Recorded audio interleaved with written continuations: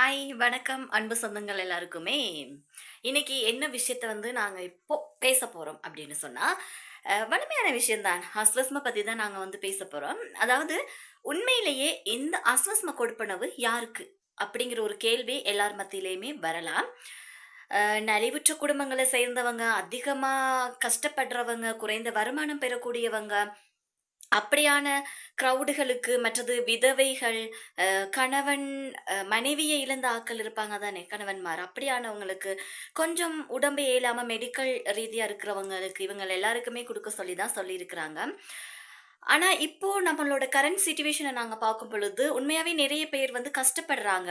எங்களுக்கு அஸ்வஸ்மை இல்லையே! நான் ஒரு பிள்ளைய வச்சுட்டோ, இல்ல 2, 3 பிள்ளைகள வச்சுக்கிட்டோ, தனியா கஷ்டப்பட்டுட்டு இருக்கிறேன். ஹஸ்பண்ட் இல்ல, எனக்கு அப்பா இல்ல, அம்மா தான் பார்த்துட்டு இருக்கிறாங்க. அப்படிலாம் சொல்லி நெறைய விஷயங்கள் நெறைய கமெண்ட்ல நீங்க சொல்லி நான் பார்த்துட்டு இருக்கிறேன். அதாவது என்னோட ஒரு பெர்சனல் ஒரு கருத்த இதுல நான் ஷேர் பண்ணணும் அப்படிங்கிறதுக்காக தான் இந்த வீடியோ. அந்த மாதிரி உங்களுக்கு என்ன தோணுது? நீங்க மைண்ட்ல என்ன நினைக்கிறீங்க? அப்படிங்கிறதையும் நீங்க கண்டிப்பா கமெண்ட்ல ஷேர் பண்ணுங்க. இப்போதைய சிட்யூவேஷன் எடுத்துக்கிட்டோம் அப்படின்னு சொன்னா, நெறைய பேருக்கு அஸ்வஸ்ம கொடுப்பனவு முறையா கிடைக்கல அப்படிங்கிற ஒரு குற்றச்சாட்டு எழுந்திருக்குது, ஸ்ரீலங்காவ பொறுத்தவரைக்கும். அதாவது ரொம்ப கஷ்டப்படுறவங்க இல்லாம, நெறைய வசதியா இருக்கிறவங்க எல்லாருக்குமே அஸ்வஸ்ம கிடைச்சிருக்கு அப்படிங்கிற மாதிரியான குற்றச்சாட்டுக்கள நெறைய சோசியல் மீடியாவுல நெறைய பேர் முன்வைக்கிறத நாங்க பார்க்கக்கூடியதா இருக்குது.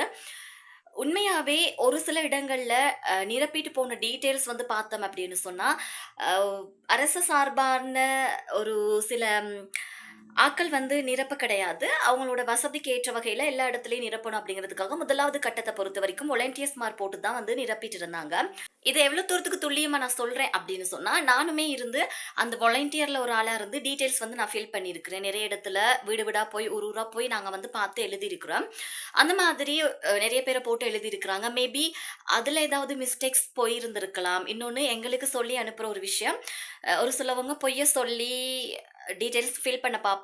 பட் நீங்க வீடு ஃபுல்லா சுத்தி பார்த்து, வீட்ல இருக்க சிட்யூவேஷன அக்யூரேட்டா அத பார்த்து தான் நீங்க டீட்டெயில்ஸ் எங்களுக்கு என்டர் பண்ணணும் அப்படின்னு சொல்லி எங்களுக்கு ஏஜி ஆஃபீஸ்லயே சொல்லி தான் அனுப்பப்பட்டிருந்துச்சு.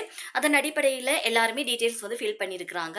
அதுக்கு பிறகு ஒரு சில டைம் பார்த்தீங்கன்னா, இப்ப 2ஆம் கட்டமா இருக்கட்டும், அப்படிலாம் இருக்கும் பொழுது நேரடியா ஜிஎஸ் நிரப்பணும் அப்படிங்கிற மாரி சொல்லியிருந்தாங்க. பட் அதுலயுமே அ பெரும்பாலான ஜிஎஸ்மார் நிரப்ப கிடையாது. அதுலயுமே அவங்களுக்கு கீழ ஒரு வாலண்டியர போட்டு அவங்க தான் அந்த டீட்டெயில்ஸ் ஃபில் பண்ணியிருந்தாங்க. ஒரு சில இடத்துல ஜிஎஸ் நேரடியா போயிட்டு வீடுகள்ல ஃபில் பண்ணியிருக்கிறாங்க. ஸோ இத பொறுத்து நாங்க பார்க்கிறப்போ, மேபி நாங்க குடுக்குற தகவல் பொய்யா இருக்கலாம். பொய் மீன்ஸ் கொஞ்சம் பிழையா குடுத்திருக்கலாம். அதாவது ஒரு சிலவங்க சொல்லியிருப்பாங்க, "இப்படியான உண்மையான தகவல் குடுக்காதீங்க. இப்படி குடுத்தா நமக்கு வராம போயிரும், கிடைக்காம போயிரும்." அப்படிங்கிறதுக்காக நெறைய பேர் என்ன செய்றீங்கன்னு சொன்னா, உங்களுடைய டீட்டெயில்ஸ நீங்களே மறைச்சு ஒரு சில விஷயங்கள குடுத்துருக்கிறீங்க. அதுக்கப்புறமா ஒரு சில இடங்கள்ல நிரப்பிட்டு போன ஒரு சில கிரவுட் ஒழுங்கா நிரப்பல. அவங்க பொய்யான தகவல போட்டுட்டாங்க. அப்படிங்கிற மாதிரியான ஒரு விஷயம் சொல்லப்பட்டிருக்குது. ஆனா, உண்மையிலேயே டபுள் சைட்லயுமே பிரச்சனை இருக்கு. ஒரு சிலவங்க அ ஒரு மேலோட்டமா தமக்கு சார்பில்லாத ஒருத்தவங்களுக்கு நிரப்பிட்டு போயிருந்திருக்கலாம். மற்றது நாங்க குடுக்குற டீட்டெயில்ஸ் எந்த அளவுக்கு நாங்க டீட்டெயில்ஸ் குடுக்குறோம், எப்படியான டீட்டெயில்ஸ் குடுக்குறோம், எந்த அளவுக்கு துல்லியமான ஒரு டீட்டெயில்ஸ நாங்க குடுக்குறோம் அப்படிங்கிற ஒரு விஷயம் இதுல கண்டிப்பா இருக்குது. ஸோ இத பொறுத்தவரைக்கும் நாங்க அந்த டைம்ல என்ன டீட்டெயில்ஸ் குடுத்தோம்னு எங்களுக்கே தெரியல உண்மையா. ஏன் அப்படின்னா, மீள் புதுப்பித்தல் விஷயங்கள் நிரப்புற நேரத்திலேயே நெறைய ஆட்கள் தடுமாறுறாங்க. என்ன டீட்டெயில் குடுத்தோம்? குடும்பத்தில யார சேர்த்தோம்? யார சேர்க்கல? என்ன தகவல குடுத்தோங்கிறது நெறைய பேர் தடுமாற்றத்துக்கு உள்ளாகிட்டாங்க. ஸோ, இப்போ நீங்க என்ன சிட்யூவேஷன்ல இத குடுத்துருக்கிறீங்க? எப்படி தகவல திரும்ப மேல் புதுப்பித்தலுக்கு என்டர் பண்ணியிருக்கீங்க அப்படிங்கிறதும் தெரியல. இதுல ஏதாவது மிஸ்டேக் இருந்தா கண்டிப்பா உங்களுக்கு 1ஆம் கட்டத்துல உள்ளவங்களுக்கு காசு இனி வரவே வராது. அதுல எந்த மாற்றமுமே கிடையாது. அதே நேரம் நெறைய பேர் கமெண்ட்ல கேட்டிருந்தீங்க. நான் ஒரு சில காரணத்துக்காக 1ஆம் கட்டத்துல மேல் புதுப்பித்தல் செய்யல. அந்த காசு கிடைக்காதான்னு. ரொம்ப தெளிவா தாங்க அந்த வீடியோ நான் போட்டிருக்கிறேன். மறுபடியும் கமெண்ட்ல போட்ட வீடியோவுக்கே அவ்வளோ தெளிவா இருக்கிற நேரத்துல ஏன் கேட்குறீங்க? உங்களுக்கு காசு வராது. ஏன்னா நீங்க இனி என்ன செய்றதுங்கிறதுல கவர்ன்மெண்ட் அனௌன்ஸ் பண்ணினா மட்டும் தான், அதாவது நலன்புரி நன்மைகள் சபையினுடைய உத்தியோகபூர்வமான ஒரு சில விஷயங்கள் வெளிவந்து, அதன் மூலமாக எங்களுக்கு ஒரு செய்தி வெளிவந்தா மட்டும் தான், உங்களுக்கு நாங்க அதுக்கு என்ன பண்ணலாம் அப்படிங்கிறது சொல்ல முடியும். ஏன்னா ஆல்ரெடி தெளிவா சொல்லியிருந்தாங்க. நீங்க மீள் புதுப்பித்தல் செய்யல அப்டின்னா, உங்களுக்கு வந்து இனிமே காசு வராது அப்டிங்கிற மாதிரி. அதே மாதிரி நீங்க செய்ய தவறிட்டீங்க அப்டின்னா, உங்களுக்கு இனி காசு வராது. அதுக்கு அடுத்த கட்டம் என்ன செய்றது அப்டிங்கிறத வந்து அவங்க அனௌன்ஸ் பண்ணினா, நியூஸ் வந்தா, அந்த அப்டேட் வந்தா கண்டிப்பா உங்களுக்கு வந்து நாங்க சொல்றோம். அதே நேரம் இந்த வவுச்சர் சம்மந்தமான விஷயங்களுமே கேட்டிருந்தீங்க. ஸ்கூல் பாடசாலை மாணவர்களுக்கு. ஆல்ரெடி யாரோ இதுக்கு முன்னாடியும் அதுகள வந்து வாங்கியிருக்கீங்க அப்டிங்கிற மாதிரியும் சொல்லியிருந்தீங்க. அது உண்மதான். எங்கட ஊர்லயுமே அப்படித்தான்.